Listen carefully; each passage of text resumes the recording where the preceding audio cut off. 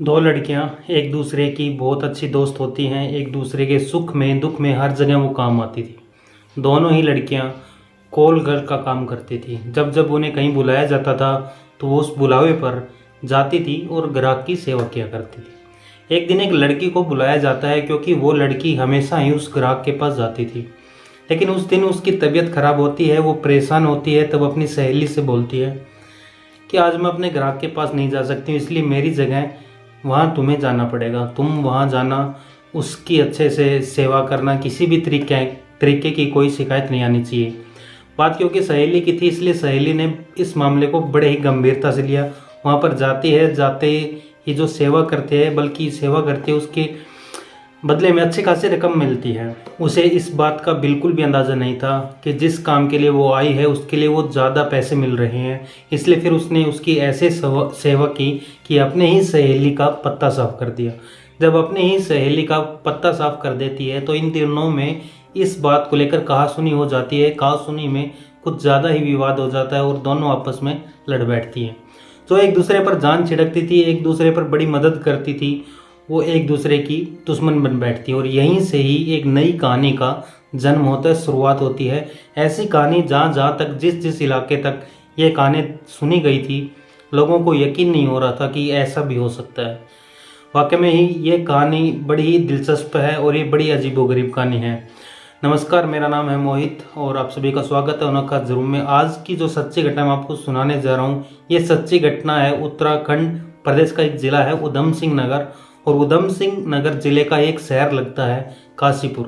दरअसल काशीपुर क्षेत्र का एक थाना है, ITI थाना क्षेत्र। वहाँ का रहने वाला एक व्यक्ति, एक महिला जो कि श्यामपुर की रहने वाली है, उसको व्हाट्सएप पर एक कॉल आता है। कॉल पर बोलता है कि आज मैडम मस्ती करने का बहुत मन कर रहा है, मैं चाहता हूँ कि आप मेरे पास एक लड़की भेज दो। जब लड़की की डिमांड की जाती है, एक कॉल गर्ल की डिमांड की जाती है, तो उसको लेकर वो महिला पहले तो उसके तस्दीक करती है कि ये व्यक्ति सही भी है या फिर वैसे ही है। उसने कहा कि तुम्हें कुछ पैसे एडवांस में देने पड़ेंगे।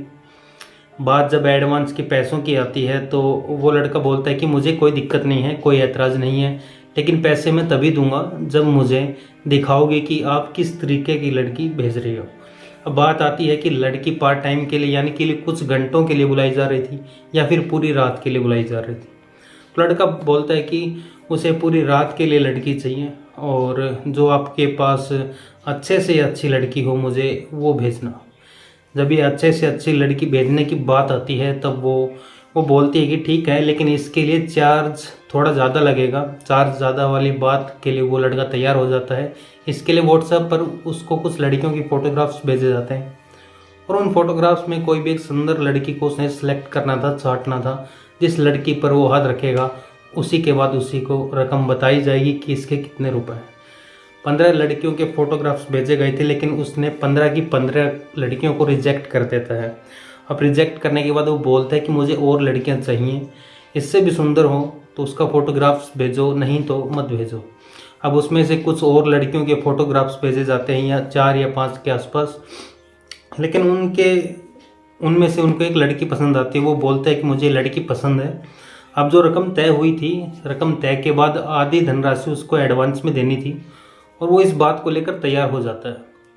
महिला को दिए गए फ़ोन पे या पेटीएम पर उसने उसकी आधी रकम दे देता है। उसके बाद एक रास्ता बताया जाता है, एक जगह बताई जाती है कि आपको फलां जगह पर उस होटल में इस नंबर पर पहुंचना है। और बताए हुए रास्ते के हिसाब से ही जो महिला थी, जो कॉल गर्ल थी, वो उस रास्ते पर पहुंच जाती है। शाम के जैसे ही लगभग 7 या 8 बजे होंगे, तयशुदा टाइम में वो लड़की पहुंच जाती है। और जैसे ही दरवाज़ा खोल कर देखती है तो दरवाज़ा खोलते ही लाइट जलाती है। लाइट जलाने के बाद देखती है कि सामने बेड पर कोई और नहीं बल्कि उसी का पति लेटा हुआ है, जिसका नाम आलोक शर्मा होता है।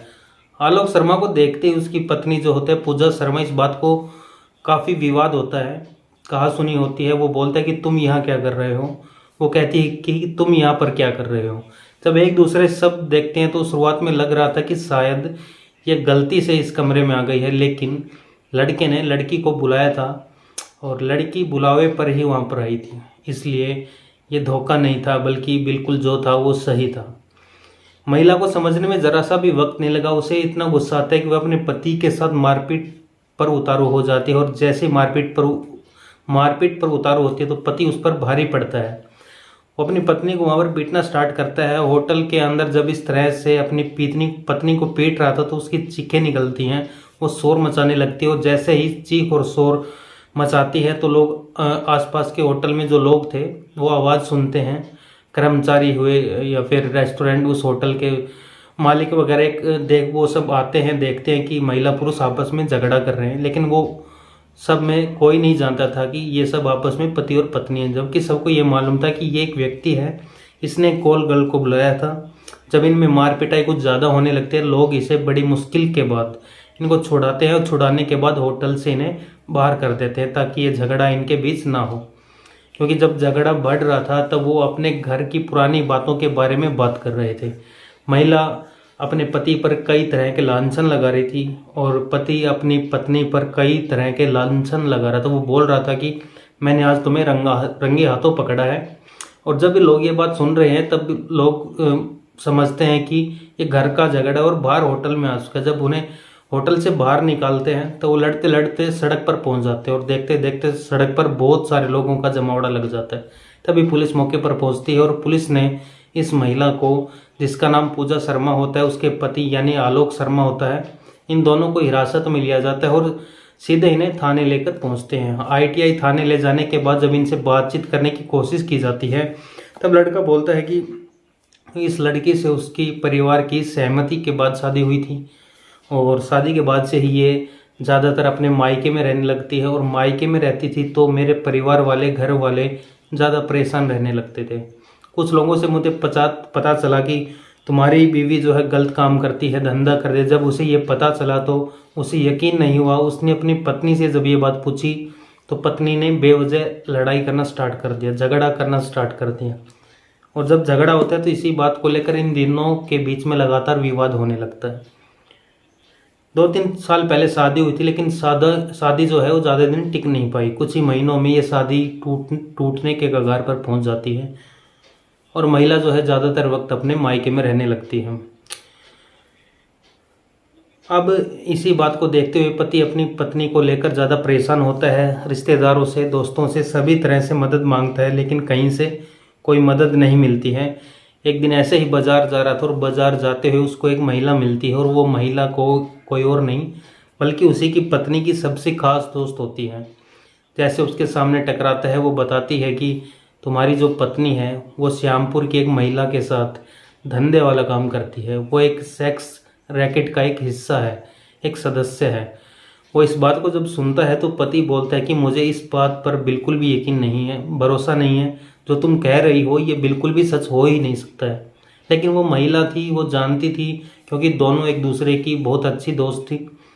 कभी कभी एक दूसरे की जगह वो अपने कस्टमर्स के पास पहुंच जाया करती थी, और शायद इसी वजह से उन्होंने बड़ी पुख्ता जानकारी दी थी। उसने कहा कि मैं कैसे यकीन कर लूं, तब उसने श्यामपुर की एक महिला होती है उसका भी वो नंबर देती है। जब उसका नंबर देती है तो कुछ दिन जब बीत जाते हैं उसके बाद वो इत्मीनान से, आराम से, तसल्ली से बैठकर उस महिला को फ़ोन करता है और बोलता है कि मुझे एक कॉल गर्ल चाहिए, मैं उसके साथ कुछ वक्त बिताना चाहता हूँ। ये उसकी प्लानिंग का हिस्सा था एक तरह से। इस तरह वो सामने जो दलाल महिला थी वो इस बात को समझ ही नहीं पाती है कि उसके साथ जो होने वाला था, क्योंकि उसको वही लड़की चाहिए थी जो उसकी पत्नी थी। पहले जो 15 फोटोग्राफ्स भेजे गए थे तो उसने उसको रिजेक्ट कर दिया था। बाद में जब 4-5 फोटोग्राफ्स भेजे थे उसमें उसकी पत्नी भी शामिल थी, क्योंकि वो ज़्यादा दिखने में सुंदर थी, अच्छी थी, और शायद ये काम जो करती थी वो शादी से पहले भी करती थी। इसलिए वो अपनी पत्नी को रंगे हाथों पकड़ना चाहता था, और उसकी पत्नी को जब होटल में बताए गए कमरे में बुलाया गया तो दोनों के बीच विवाद हो जाता है। पुलिस ने जब ये पूरी कहानी सुनी तो पुलिस भी अपना सर पकड़कर ज़मीन पर बैठ जाती, वो भी सोचने पर मजबूर हो जाती है कि बात यहीं नहीं थमती है। पुलिस वाले मौके पर मौजूद होते हैं और पत्नी अपने पति को सबके सामने पीटना स्टार्ट करते थे। वो बोलती है कि इसका कई महिलाओं के साथ अवैध संबंध हैं, ये दहेज की मांग करता है, और जबकि पति ये बोल रहा था कि मैंने इसको रंगे हाथे पकड़ा है। लेकिन श्यामपुर की उस महिला को भी बुलाया जाता है जिस महिला के माध्यम से ये अलग अलग ग्राहकों के पास जाया करती थी। उसके बाद फिर इन दोनों में के बीच में समझौता हो जाता है, लेकिन जो महिला सेक्स रैकेट का धंधा चलाया करती थी, पुलिस ने उसको गिरफ्तार किया, उस पर संबंधित धाराएं लगाई गई और उसने शायद जेल भी भेज दिया। लेकिन जो पति और पत्नी थे वो एक दूसरे से पहले तो वहाँ से चले जाते हैं कॉम्प्रोमाइज़ करके, लेकिन कुछ समय बाद फिर से एक दूसरे के खिलाफ शिकायत वगैरह दर्ज करवा देते हैं। जो कि इस इलाके की एएसपी होते हैं राजेश भट्ट, वो भी बोलते हैं कि मीडिया से कि इस पति और पत्नी के बीच में इस तरह का विवाद उन्होंने अपनी ज़िंदगी में पहली बार देखा है। कुछ समझ नहीं पा रहे थे कि इसमें किसकी गलती है किसकी गलती नहीं है। इस मामले की जांच पड़ताल भी की जाएगी।